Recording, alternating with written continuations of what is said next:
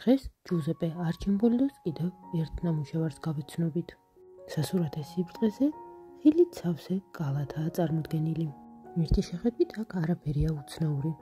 თუმცა თუ ამ ნამუშევარს 180 გრადუსით შემოვაბრუნებთ, ნახავთ რომ ვაშლები ლოყებად, ცხალი ცხვირად, ბროწეული ნიკაპად, ალუბალი ტუჩებად, ზეთისხილი და წაბლი თვალებად, კალათი მოწნულ ქუდად გარდაიქმნება. და ეს ერთი შეხედვით ჩვეულებრივი ნაჭურმორდი მამაკაცის პორტრეტად იქცევა.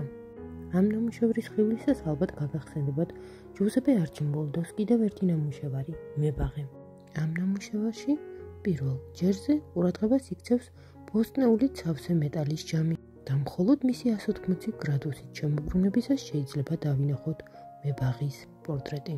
მკვლევართა ნაწილი მიიჩნევს, რომ სწორედ ჯუზეპე არჩიმბოლდოს ამ ნამუშევრით შთაგონებულმა კარავაჯომ 1593 წელს შექმნა თქვენს წინაშე წარმოდგენილი ნამუშევარი „ბიჭი ხილის კალათით“.